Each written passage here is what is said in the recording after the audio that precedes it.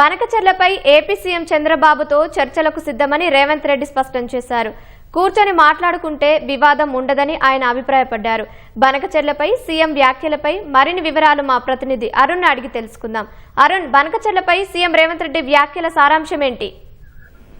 బనకచెర్ల ప్రాజెక్టుకు సంబంధించిన విషయంలో ఇరు రాష్ట్రాల మధ్య ఉన్నటువంటి వివాదం రోజు రోజుకి పెరుగుతున్నటువంటి నేపథ్యంలో నిన్న ఏపీ ముఖ్యమంత్రి చంద్రబాబు నాయుడు కూర్చొని మాట్లాడుకోవటానికి, అదేవిధంగా ఒకరికి మధ్య ఉన్నటువంటి మనస్పర్ధలను తొలగించుకోవడానికి దాంట్లో తప్పేముంది అనేటువంటి ఒక ప్రతిపాదనను ముందుకు తీసుకొచ్చారు. దానికి కూడా ముఖ్యమంత్రి రేవంత్ రెడ్డి, తెలంగాణ ముఖ్యమంత్రి రేవంత్ రెడ్డి సానుకూలంగా స్పందించారు. కూర్చొని మాట్లాడుకుంటే అసలు ఎలాంటి పంచాయతీనే ఉండదు కదా అని చెప్పి ముఖ్యమంత్రి రేవంత్ రెడ్డి ఈ సందర్భంగా వ్యాఖ్యానించారు. ఈ రోజు ఢిల్లీలో మీడియాతో మాట్లాడినటువంటి ముఖ్యమంత్రి రేవంత్ రెడ్డి ప్రాజెక్టుకు సంబంధించినటువంటి వ్యవహారం పైన కూలంకషంగా సవివరంగా మాట్లాడారు.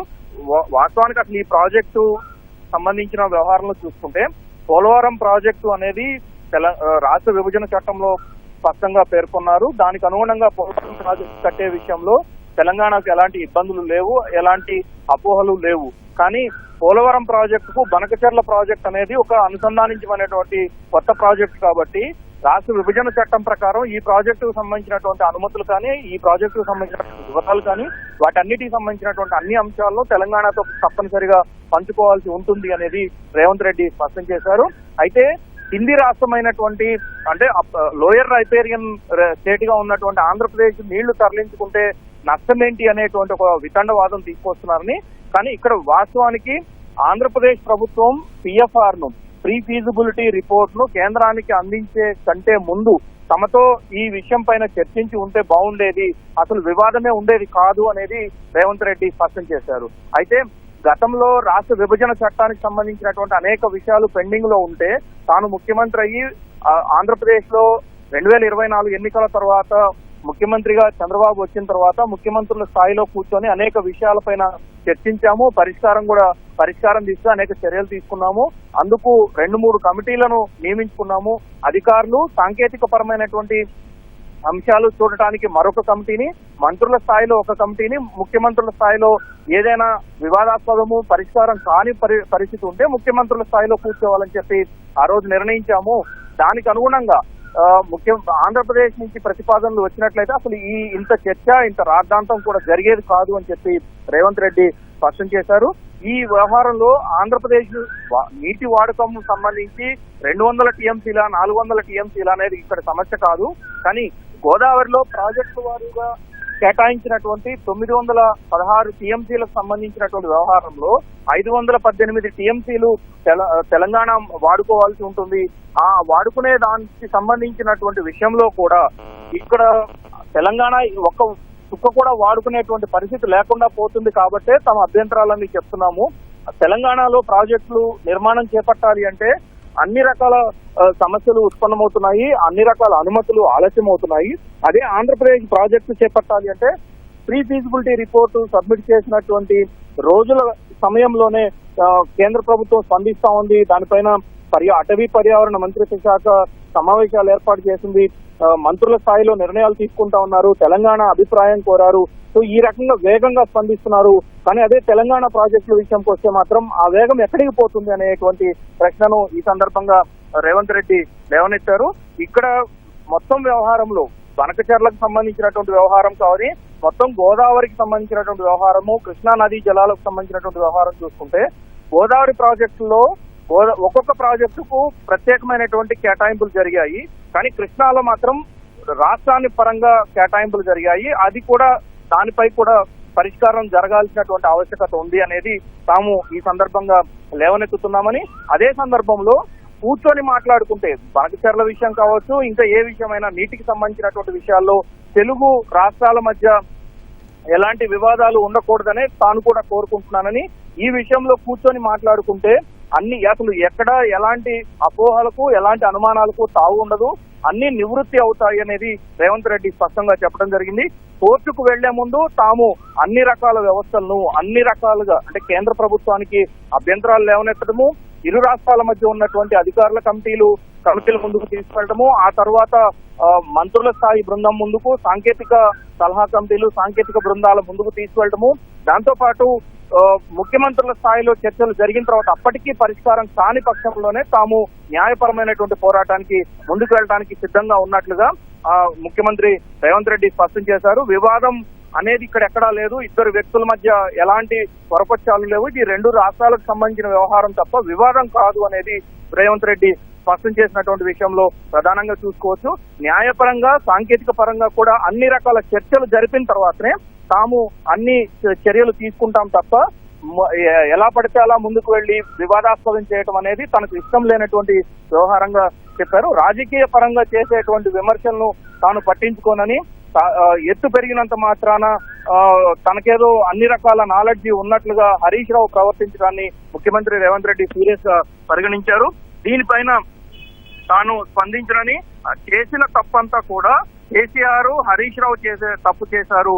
2016, 2018లో జరిగినటువంటి అపెక్స్ కౌన్సిల్ మీటింగ్స్ లో ఎక్కడా దీనికి సంబంధించినటువంటి ప్రస్తావన జరగలేదు అనేది రేవంత్ రెడ్డి స్పష్టం చేశారు. అందుకు సంబంధించి 2016, 2018లో ఆంధ్రప్రదేశ్ ప్రభుత్వం విడుదల చేసినటువంటి 2 జీవోలను ఈ సందర్భంగా ముఖ్యమంత్రి రేవంత్ రెడ్డి మీడియాకు షేర్ చేయడం జరిగింది. 2016, 2018లో 2 సార్లు జరిగినటువంటి 2 సార్లు ఆంధ్రప్రదేశ్ ప్రభుత్వం రెండు జీవోలు ఇచ్చింది. ఈ జీవోల ప్రకారం గోదావరి, పెన్నా నదుల అనుసంధానానికి సంబంధించినటువంటి దాదాపు 400 టీఎంసీలు తరలించాలనేది ఒక ప్రణాళిక ఉందని, అయితే 86 రోజుల్లో ఈ 400 టీఎంసీలు తరలించడానికి అప్పుడే ప్రణాళిక రచించారు. అందుకు సంబంధించినటువంటి ప్రాజెక్టు కూడా తయారు చేశారు.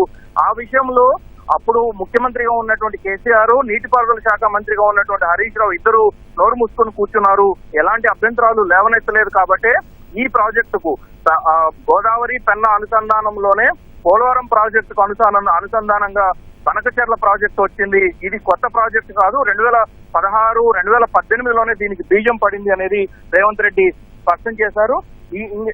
ఈ మొత్తం వ్యవహారం పైన ఈ కేంద్ర ప్రభుత్వానికి ఆంధ్రప్రదేశ్ ప్రభుత్వం ఎప్పుడు ఏ రకమైనటువంటి నివేదికలు అందించినా వాటన్నిటిపైన వేగంగా స్పందిస్తున్నారు, వేగంగా నిర్ణయాలు తీసుకుంటున్నారు. కానీ ఇప్పుడు తాజాగా చూసుకున్నా కానీ తాము ఎలాంటి అభ్యంతరాలు లేవనెత్తినా ఇక్కడ తెలంగాణకు సంబంధించినటువంటి ఏ ఒక్క అంశాన్ని పరిగణలోకి తీసుకోవడం లేదు అనేది రేవంత్ రెడ్డి ప్రధానమైనటువంటి ఆరోపణ చేస్తూ ఉన్నారు. దాంతో పాటుగా అన్ని రకాల అంశాలను తాము పరిగణలోకి తీసుకుంటున్నాము. ఒకవైపు గోదావరి ట్రిబ్యునల్, మరోవైపు కృష్ణా ట్రిబ్యునల్ సంబంధించినటువంటి వ్యవహారంలో ఇక్కడ అనేక అంశాలు చోటు చేసుకున్నాయి. ఈ అంశాలన్నిటికి సంబంధించినటువంటి వ్యవహారంలో సాంకేతికంగా ఎటు చూసుకున్నా కానీ 2018లో కానీ, 2021లో కానీ, 2022లో కానీ, అంతకుముందు 2020లో కానీ ఎప్పుడు చూసుకున్నా కానీ కేసీఆర్ అదేవిధంగా హరీష్ రావు చేసినటువంటి వ్యవహారంలో అన్ని అంశాల్లో తప్పులు తడకలుగా వ్యవహరించారు అనేది ప్రధానంగా రేవంత్ రెడ్డి చేస్తున్న ఆరోపణగా చూసుకోవచ్చు. అదే సందర్భంలో 2020 అక్టోబర్లో కేసీఆర్, జగన్ ఇద్దరు కలిసి కేడబ్ల్యూడిటి అంటే Krishna water dispute tribunal 2 award వచ్చే వరకు పాత విధానాన్ని అంటే 299 టీఎంసీలు తెలంగాణకు, 512 టీఎంసీలు ఆంధ్రప్రదేశ్ కు వినియోగించుకోవాలని చెప్పి గతంలో నిర్ణయించారు. ఆ నిర్ణయాన్ని కొనసాగిద్దామని చెప్పి 2020 అక్టోబర్లో ఇద్దరు కేసీఆర్, జగన్ ఇద్దరు కలిసి అపెక్స్ కౌన్సిల్ భేటీలో ఒక నిర్ణయానికి వచ్చారని చెప్పి రేవంత్ రెడ్డి స్పష్టం చేయడంతో పాటు మొదటి నుంచి తెలంగాణకు ఇదే సమస్యగా మారుతూ వస్తుందన్నటువంటి విషయాన్ని గమనించాలని చెప్పి కూడా చెప్పడం జరిగింది. అయితే 2020లో కానీ 2015లో కానీ మొత్తం వ్యవహారంలో తెలంగాణ ప్రభుత్వం ఏ రోజు కూడా తమకు ఇన్ని వాటర్ కావాలి, ఇన్ని టీఎంసీల నీళ్లు కావాలి అని చెప్పి ఎక్కడా స్పష్టంగా ఏ ఒక్క కౌన్సిల్ మీటింగ్ లో కూడా చెప్పలేదు కాబట్టి ఆంధ్రప్రదేశ్ దాన్ని అడ్వాంటేజ్ గా తీసుకొని మొత్తం వ్యవహారం నడిపిస్తా ఉంది. దీని నుంచి తేరుకున్న తరువాతనే 2023 ఆగస్టులో జరిగినటువంటి భేటీలో 2023 ఆగస్టులో ఒక హరీష్ రావు నీటిపారుదల శాఖ మంత్రిగా ఒక లేఖ రాశారు. ఆ లేఖ ప్రకారం 2 రాష్ట్రాలకు గతంలో తాము తప్పు చేశాం కాబట్టి అందుకు అనుగుణంగా ఆ తప్పును సరిదిద్దాలి అంటే 2 రాష్ట్రాలకు కృష్ణా నదిలో వస్తున్నటువంటి నీటిని 50-50 ఇవ్వాలి, చెరుసగం పంచే విధంగా చెయ్యాలి అని చెప్పి ఒక లేఖ రాశారని చెప్పి రేవంత్ రెడ్డి ఆ లేఖను కూడా విడుదల చేశారు. మొత్తం కృష్ణా నది పరివాహక ప్రాంతంలో 816 టీఎంసీల్లో 405 టీఎంసీలు మాకు సరిపోతాయని చెప్పి ఆ రోజు లెక్కల ప్రకారం తెలుస్తా ఉంది. కానీ ఇప్పుడు కాంగ్రెస్ పార్టీ అధికారంలోకి వచ్చిన తర్వాత మొత్తం 500 టీఎంసీలు ఎట్టి పరిస్థితుల్లో తెలంగాణకు కేటాయించాల్సిందేనని చెప్పి తాము అడిగితే 405 టీఎంసీలే ఎక్కువ, 500 టీఎంసీలు తక్కువ అనేటువంటి ఒక వితండవాదాన్ని ఈ సందర్భంగా హరీష్ రావు తీసుకొస్తున్నట్లుగా రేవంత్ రెడ్డి స్పష్టం చేశారు. అదే సందర్భంలో కేవలం బీఆర్ఎస్ అనేది చచ్చిపోయింది, తెలంగాణలో బీఆర్ఎస్ అనేది రాజకీయంగా చచ్చిపోయినటువంటి పార్టీని పునరుజ్జీవనం చేయడం కోసం మాత్రమే ఈ రోజు రాజకీయ పరంగా దీన్ని వాడుకుంటున్నారు తప్ప అంతకు మించి ఎక్కడ ఎలాంటి పరిస్థితుల్లో కూడా దీన్ని నీతిపరమైనటువంటి సమస్యను దీన్ని వివాదాన్ని పరిష్కరిద్దాము అనేటువంటి ఆలోచన ఎక్కడా లేకుండా పోతుందనేది రేవంత్ రెడ్డి స్పష్టం చేయడం జరిగింది. దాంతో పాటుగా కాళేశ్వరం ప్రాజెక్టు విషయంలో కూడా కాళేశ్వరం దాదాపు 2 లక్షల కోట్లకు సంబంధించినటువంటి ప్రాజెక్టు. ఈ ప్రాజెక్టుకు ఇప్పటి వరకు 95,902 కోట్ల రూపాయలు ఖర్చు చేశారు. ఇంకా 50,000 కోట్ల రూపాయల పనులు అప్రూవ్డ్ చేసినటువంటి పనులే పెండింగ్ లో ఉన్నాయని, ఈ మొత్తం పూర్తయ్యేటప్పటికి 2 లక్షల కోట్లు అవుతుంది. కాబట్టి అసలు కాళేశ్వరం ప్రాజెక్టు ద్వారానే మొత్తం తెలంగాణ అంతా సస్యశ్యామలమైంది, తెలంగాణ అంతా వచ్చింది. కాబట్టి మేమే గోదావరి నదిని కూడా కనిపెట్టాము, ఫామ్ హౌస్ లోనే గోదావరి నది పుట్టింది అనేటువంటి ఒక వాదన తీసుకురావడానికి కూడా కేసీఆర్ కుటుంబం సిద్ధంగా ఉంది అనేది రేవంత్ రెడ్డి ప్రధానమైనటువంటి ఆరోపణగా చెప్పడం జరిగింది. ఈ మొత్తం వ్యవహారంలో కాళేశ్వరం ప్రాజెక్టుకు సంబంధించి ఒక్క సీజన్ లోనే కేవలం 50,000 ఎకరాలకు కొత్త ఆయకట్టు స్థిరీకరణకు వచ్చింది. కానీ కాళేశ్వరం ప్రాజెక్టు కూలిపోయింది. ఇప్పుడు ప్రస్తుతం తెలంగాణలో నీటి వినియోగానికి పండుతున్నటువంటి పంటలకు కాళేశ్వరం ప్రాజెక్టుకు ఎలాంటి సంబంధం లేదు అని చెప్పి ఈ సందర్భంగా రేవంత్ రెడ్డి స్పష్టం చేశారు. మరోవైపు తెలంగాణలో జరుగుతున్నటువంటి తెలంగాణకు సంబంధించినటువంటి ప్రాజెక్టుల విషయంలో బీజేపీ రాష్ట్ర అధ్యక్షుడు కిషన్ రెడ్డి కూడా కేటీఆర్ కు వంత పడుతున్నారు. కేటీఆర్ ఏది చెప్తే అది కిషన్ రెడ్డి ఫాలో అవుతున్నారు తప్ప తెలంగాణ ప్రాజెక్టులకు తెలంగాణకు అన్యాయం జరుగుతుందనేటువంటి విషయాన్ని స్పష్టం చేయడంలో ఎక్కడ సహకరించడం లేదు అనేది రేవంత్ రెడ్డి మరొక ఆరోపణ చేశారు.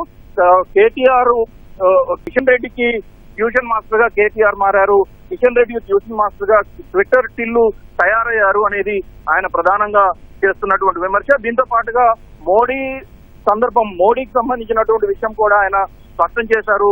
విభజన చట్టం ప్రకారం 2 రాష్ట్రాల మధ్య ఏ వివాదాలున్నా పరిష్కరించుకోవాల్సి ఉంటుంది. కానీ ఆంధ్రప్రదేశ్ కు ఉన్నటువంటి రాజకీయంగా వచ్చినటువంటి అడ్వాంటేజ్ ప్రకారం చూసుకుంటే నరేంద్ర మోదీ ప్రధాని సీట్ లో కూర్చోవాలి అంటే చంద్రబాబు సపోర్ట్ కావాలి. అదే సందర్భంలో చంద్రబాబు మరోసారి అధికారంలోకి రావాలంటే గోదావరి నీళ్లు వాడుకోవాల్సి ఉంటుంది, గోదావరి నీటిని తరలించాల్సి ఉంటుంది. సో దీనికి ఈ రాజకీయంగా ఉన్నటువంటి అనుబంధాన్ని, రాజకీయంగా ఉన్నటువంటి అడ్వాంటేజ్ ఆంధ్రప్రదేశ్ కు ఒక అవకాశంగా మారింది అనేది రేవంత్ రెడ్డి సందర్భంగా చెప్పుకుంటూ వచ్చారు. బీఆర్ఎస్ గత ఎన్నికల్లో అంటే 2024 పార్లమెంట్ ఎన్నికల్లో బీఆర్ఎస్ తన ఆర్గాన్స్ మొత్తాన్ని, శరీరంలో ఉన్నటువంటి అన్ని ఆర్గాన్స్ ను బీజేపీకి దారాదత్తం చేసింది, ఆర్గాన్ డొనేట్ చేసింది. కాబట్టి ఒక్క సీటు కూడా రాలేదు.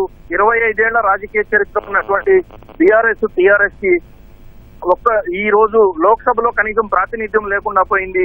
ఇది కేవలం బీజేపీకి బీఆర్ఎస్ ఊడిగం చేయడము, బీజేపీకి బీఆర్ఎస్ ఆర్గాన్ మొత్తాన్ని డొనేట్ చేయడం వంటి కార్యక్రమాలు వంటి పరిస్థితులు కారణమైంది చెప్పి సిద్దిపేటలో హరీష్ గెలిచినటువంటి సిద్దిపేటలో కూడా బీజేపీకి మెజారిటీ వచ్చినట్టుగా ఈ సందర్భంగా రేవంత్ రెడ్డి స్పష్టం చేయడం జరిగింది. ధన్యవాదాలు అరుణ్.